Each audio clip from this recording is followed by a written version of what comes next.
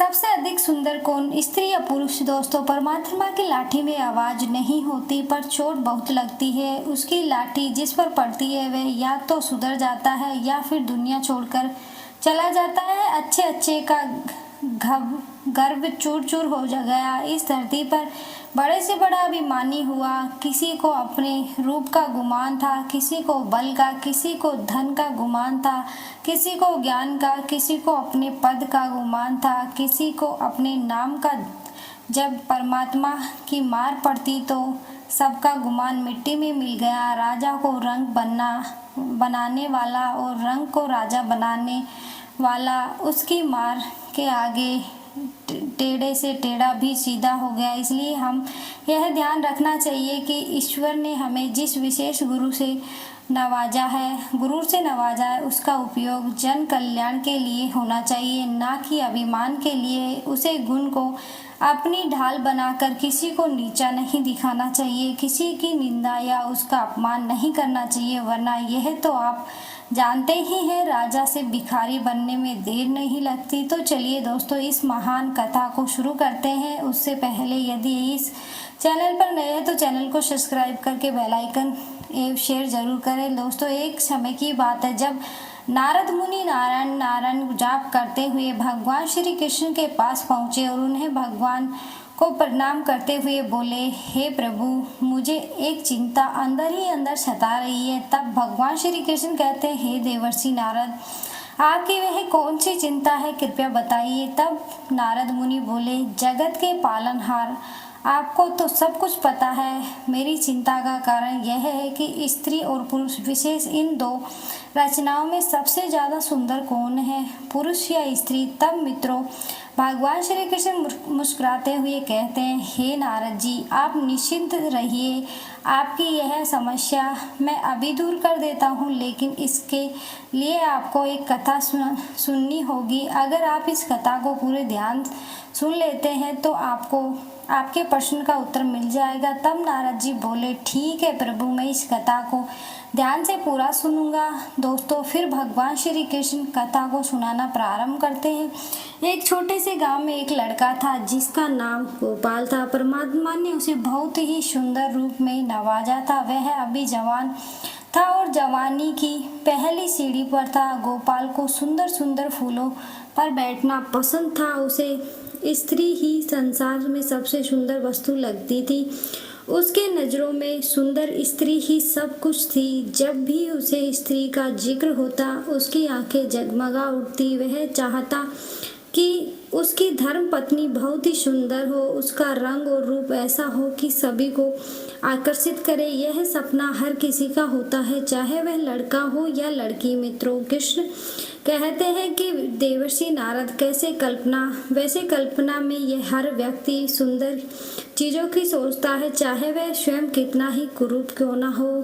ठीक उसी तरह गोपाल बाबूजी भी हर वक्त अपने मन में खूबसूरत लड़कियों की तस्वीरें बनाकर रखता था। वह सोचता है कि मेरी होने वाली धर्म पत्नी बहुत सुंदर होगी, उसका कोमल बदन बिल्कुल फूलों की तरह होगा, कोयल जैसी बोली होगी, हिरनी जैसी आंखें होंगी, चांद की तरह उसका सुंदर मुख होगा, उसके पूरे शरीर का ढांचा एकदम मन को मोह कर देने वाला होगा। इस तरह वह अपनी जीवन संगनी के बारे में कल्पना करता रहता। धीरे धीरे उसका वक्त भी आ गया, स्कूल की शिक्षा पूरी हो गई और अब उसके लिए रिश्ते भी आने लगे। एक दिन गोपाल बाबूजी के मामा उनके लिए एक रिश्ता लेकर आए और शादी तय हो गई। गोपाल बाबूजी ने अपने घर वालों से कहा कि मैं पहले लड़की को देखना चाहता हूँ, यदि मुझे लड़की पसंद नहीं होगी तब मैं विवाह करने के लिए राजी हो जाऊँगा। तब उसके मामा ने कहा, बेटा, लड़की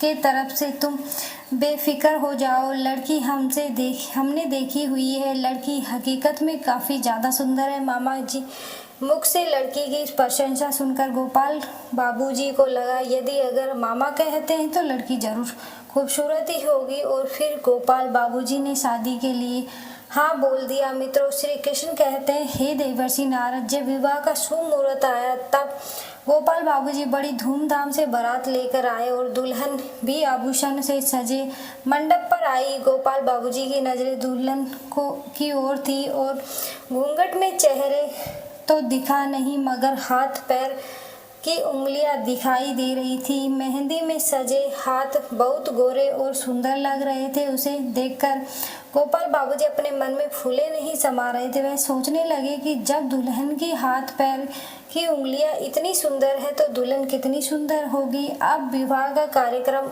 संपन्न हुआ। वधू की विदाई हुई। डोली में बैठकर दुल्हन ससुराल जाने को चली। गोपाल बाबूजी की खुशियां बढ़ती चली जा रही थी। वह ये सोच रहे थे कि काश एक बार दुल्हन का चेहरा देखने को मिल जाता तो इच्छा पूरी हो जाती। चलते चलते रास्ते में कहारों ने जब पालकी रोकी तो जल पान करने लग गए। इतने में गोपाल बाबूजी को मौका मिला। वह चुपके से पालकी के पास गया और जब दुल्हन अपना घूंघट अटकर पालकी से बाहर झांक रही थी तभी गोपाल की निगाहें दुल्हन के चेहरे को देखती है। चेहरा देखते ही गोपाल को ऐसा महसूस हुआ जैसे चोरों ने उसका सब कुछ लूट लिया हो। गोपाल की दुल्हन सुंदर नहीं थी जितनी उसने कल्पना की थी। वह हर पल जिस रूप की कल्पना करता आ रहे थे वह उसके बिल्कुल विपरीत थी। बहुत मोटी थी, चिपटी नाक और फूले हुए गाल थे। वह एकदम देखने में कुरूप थी। रंग तो गोरा था पर छवि एकदम नाक थी। मित्रों, दुल्हन को कुरूप चेहरा देखकर गोपाल बाबूजी की सारी खुशियां नष्ट हो गई। वह मन ही मन खुद को कोसने लगा, इसे भला मेरे ही गले पड़ना था। दुनिया में इसे और कोई नहीं मिला। मित्रों, फिर भगवान श्री कृष्ण ने कहा, हे देवर्षि नारद, गोपाल को अपने मामा पर बहुत गुस्सा आ रहा था जिन्होंने लड़की की तारीफों के पुल बांधकर उसे शादी के लिए राजी किया था। सोचने लगा, अगर इस समय मामा यहाँ होते तो मैं उनसे लड़ाई कर बैठता। अब तो विवाह हो चुका है, अब क्या हो सकता है। मेरे सारे अरमानों पर पानी फिर गया। इस ग्रुप के साथ मैं कैसे रहूँगा, कैसे इसके साथ जीवन काट। इसे तो देखने में ही घृणा होती है। ऐसी भयानक रूप वाली स्त्री भी दुनिया में मौजूद है। मुझे तो आज पता चला। हे भगवान, क्या तुमने मेरे ऊपर ही ये संकट गिराना था। दुनिया में कितनी सुंदर सुंदर मुख वाली स्त्रियां हैं, लेकिन आप मेरे लिए इसी कुरूप को ढूंढ कर रखे थे। गोपाल अपनी ही किस्मत को कोस रहा था। गोपाल को ऐसा लग रहा था जैसे उसने विवाह नहीं किया बल्कि जैसे नर्क में घुस गया हो। घर पहुंचकर गोपाल ने अपनी पत्नी को खूब खरी खोटी सुनाई, मामा को खूब फटकारा, अपने माँ बाप से झगड़ने लगा। जब इतने में भी गुस्सा शांत नहीं हुआ तो घर छोड़कर कहीं भागने का विचार बनाने लगा। उसे अपनी पत्नी पर गुस्सा भी आया, दया भी आता। इस बेचारी का क्या दोष, इसने तो जबरदस्ती मुझसे विवाह नहीं किया, लेकिन यह दया भाव भी इसके मन में घृणा को नहीं हटा सका। वह जैसे ही अपनी पत्नी को देखता उसका मन घृणा से भर जाता। पत्नी अपने पति का रिझाने के लिए नए नए काम करती, अच्छे से अच्छा कपड़े पहनती, तरह तरह के बालों को बांधती, घंटों शीशों के सामने खड़े होकर अपने श्रृंगार करती, लेकिन वह गोपाल बाबूजी के मन में कोई परिवर्तन नहीं ला सकी। वह दिल से चाहती थी कि मैं अपने पति को प्रसन्न करूं और उनकी सेवा करूं, उनके मन को घृणा को खत्म कर दूं, परंतु ऐसा नहीं हुआ। फिर मित्रों, श्री कृष्ण कहते हैं, देवर्षि नारद, एक लड़की अपने सभी सगे संबंधियों को छोड़कर अपने पति के घर आती है और यदि वह भी पत्नी का भाव ना दे तो उसे बेचारी का मन कैसा लगेगा। वैसे वह अकेला अपना जीवन काटेगी। यही हाल गोपाल बाबूजी की पत्नी का था।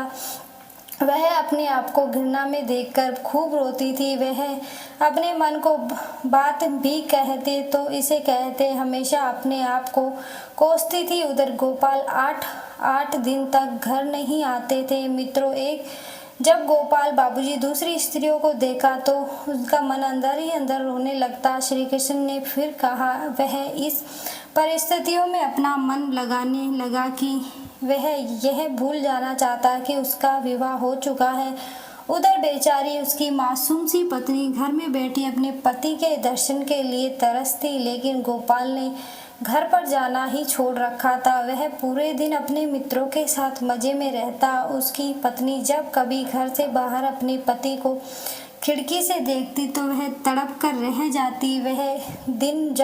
एक दिन गोपाल बाबूजी खाना खाने घर लौटा, तब उसकी पत्नी ने पूछा, आजकल तो आपका चेहरा भी नहीं देखने को मिलता, क्या बात है? फिर गोपाल ने धीरे से उत्तर दिया, मैं नौकरी की तलाश में भाग रहा हूँ, इसलिए घर आने में विलम्ब हो जा रहा है। पत्नी ने आगे कहा, मैं जानती हूँ आप घर क्यों नहीं आते, आपको मेरा चेहरा बिल्कुल पसंद नहीं है। आप एक काम करो, नहीं तो करते, आप किसी डॉक्टर से मेरी सूरत क्यों नहीं बनवा देते? मैंने सुना है डॉक्टर चेहरा बदल देते हैं। इतना सुनते ही गोपाल ने गुस्से से कहा, तुम्हें क्यों व्यर्थ की बातें करनी है? जो काम भगवान नहीं कर सका वह मनुष्य क्यों करेगा? पत्नी ने तत्काल जवाब दिया, तुम्हें सोचना चाहिए कि भगवान की गलती का परिणाम मुझे क्यों भुगतना पड़ रहा है। फिर गोपाल ने अपनी पत्नी को क्रोध किया और घर से चला गया। उसकी पत्नी बीमार हो गई, लेकिन गोपाल उसे देखने नहीं आया। गोपाल के मन में अब अन्य सोच उमड़ रही थी। वह अपनी पत्नी के साथ बिताया हुआ समय के बारे में सोच रहा था, जिसे वह अब खो चुका था। गोपाल वासनाओं की जाल में उलझने लगा, धन की बर्बादी करने लगा और सुंदर युवतियों के चक्कर में भटक रहा था। उसकी हालत दिन प्रतिदिन बदतर हो रही थी, लेकिन उसकी पत्नी ने अपनी सेवा में लगे रहते हुए उसका ध्यान रखा। उसकी बीमारी के बावजूद वह अपने पति को देखभाल करती रही। गोपाल की हालत और बिगड़ती रही, लेकिन उसकी पत्नी ने उसका साथ नहीं छोड़ा। उसकी सेवा में उसने खुद को समर्पित किया और अपनी बीमारी को भुलाया। दिन प्रतिदिन गोपाल की हालत बिगड़ती गई और उसका स्वभाव भी बदल गया। आखिरकार एक दिन गोपाल का मुंह टेढ़ा हो गया, उसके बायां पैर काम नहीं कर रहा था और वह मूर्छित हो गया। उसकी पत्नी ने उसकी देखभाल की, लेकिन गोपाल को एक भयंकर रोग से लकवा हो गया। उसकी पत्नी ने उसका सहारा बनाए रखा और उसकी सेवा करती रही, परंतु गोपाल की हालत में कोई सुधार नहीं आया। फिर एक दिन उसने शीशे में अपना टेढ़ा मुंह देखा, मानो जैसे एक ऐसा कूप आदमी उसने जीवन में कभी नहीं देखा हो। उसे लगने लगा था कि ईश्वर ने उसे उसके कर्मों की सजा दी है। वह अपनी पत्नी से धीरे धीरे बोला, मुझे ईश्वर ने मेरी गुरूर की सजा दे दी। वास्तव में यह मेरी बुराई है के बदले में है जो मैंने तुम्हारे साथ किया। अब तुम भी मेरे चेहरे को देखकर घृणा से मुंह फेर कर मुझसे उस दुर्व्यवहार का बदला ले सकती हो जो मैंने तुम्हारे साथ किया था। फिर पत्नी ने पति से प्यार से कहा, सुनिए, मैं तो आपको अभी भी उसी निगाहों से देखती हूँ। मुझे आप में कोई फर्क नहीं दिखाई देता। गोपाल बोला, वाह रे वाह, मेरा मुँह बदसूरत की तरह है और तुझे कोई फर्क नहीं पड़ता। इस चेहरे को लेकर तो मैं घर से बाहर भी नहीं जा पाऊंगा। ईश्वर ने सचमुच मुझे बहुत कठोर सजा दी है। फिर मित्रों, उसने बहुत प्रयास किया, कई डॉक्टरों को दिखाया, पर गोपाल का चेहरा ठीक नहीं हुआ। उसका